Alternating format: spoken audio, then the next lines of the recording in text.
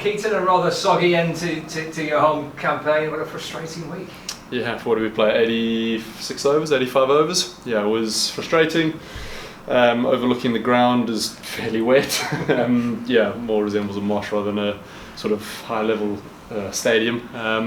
Look, really frustrating. But it is what it is. There's nothing we can do about it. A few positives out the week though. Young lad made his debut and stood up beautifully and played beautifully. I thought today he looked like he'd been here for many years rather than sort of making his debut after, 80 balls overnight. So look, some good positives, but we head to next week.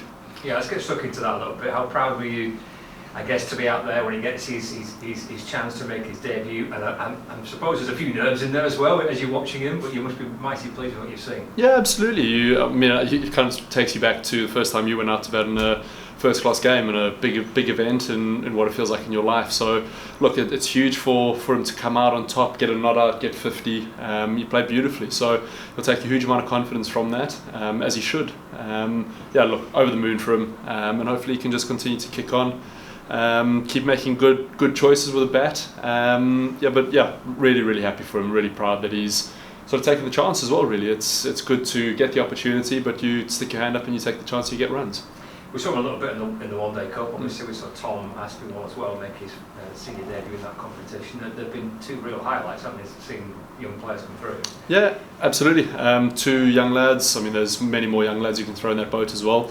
But two young lads that have come through in the last sort of year, really. And fantastic to see. They've bought in nicely. They've bought into what the rest of the group want to try and achieve as well, which is awesome.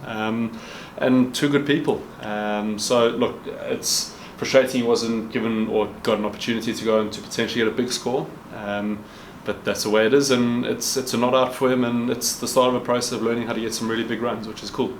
With the international call-ups that you've had this week, which I guess will affect you next week in Canterbury as well, it does provide opportunities, doesn't it, for other players? I know Jack Morley's not bowled this week, for example, but again, he's in your team. It does create chances, doesn't it? 100%. With some England call-ups, with injuries, with everything else, it does create opportunities, and those opportunities are there to be taken.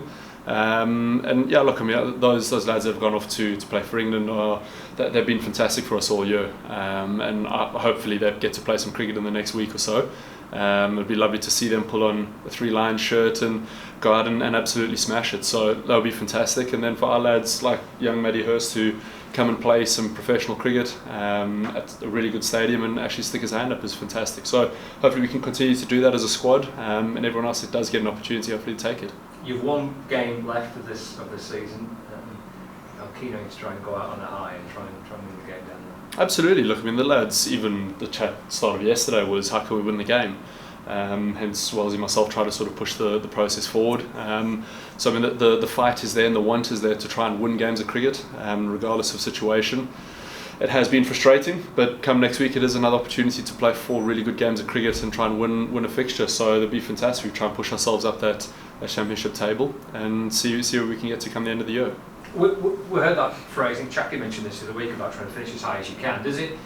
I appreciate there's prize money involved in it, but I guess there's more than just that at stake. There's a kind of sense of professional pride, isn't there, as well? Absolutely, and you want to, every time you put on a red rose shirt, you want to make sure you perform to the best of your ability. Really, it's one of those as a player you don't want to lose games. It niggles at you.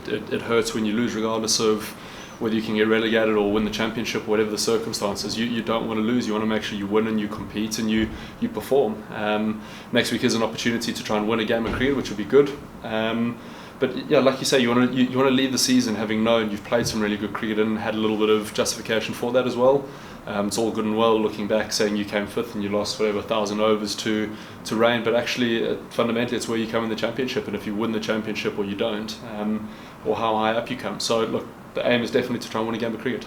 They've got some on it because they're right in the middle of relegation too, aren't they? So it should be a decent week off. Absolutely. Hopefully it's high quality and it's competitive cricket all the way through. That'll be fantastic, and hopefully everyone that comes down to watch or watches on Lancs TV gets a really good game of cricket to be entertained by. In terms of just kind of your broad overarching feelings, Keaton, of the season, what would be kind of front and centre of your emotion?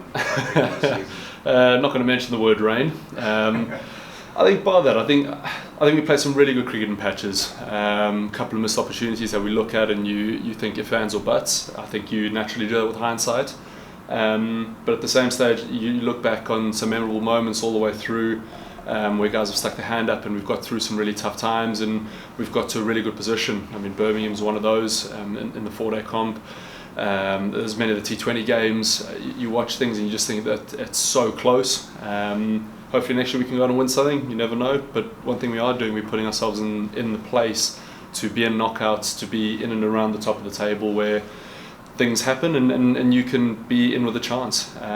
So like I say, a couple of missed opportunities with hindsight, but I think I'm really proud of the way the lads have gone about it generally. I think regardless of whatever weather's thrown at us or circumstance with a surface or just generally, guys have gone about it really positively. They've gone about it in a manner that they want to win the game of cricket. They haven't whinged regardless of how many overs I've asked lads to bowl or roles lads have been given. They've just put their head down and really cracked on, which I think is a huge sort of tick in the box of the people we have and the squad we have. I think when I spoke to you in the winter and I was asking about your captaincy and you were talking about wanting to make it enjoyable, to make it fun. Obviously you want to win, I get that, you're all competitive. Do you feel as though you've got that sense of enjoyment in that dressing room? I think so. I think there's an element of trust as well that's huge. I think Dane started a really sort of lovely platform for me to come in and not take over, it sounds wrong, but to sort of continue. And the lads are really growing, and you see the younger lads, I say younger like I feel old, but you see the sort of young crop of players really trusting each other, talking, communicating on a really professional level, which I think is fantastic and something that I think we can continue to do.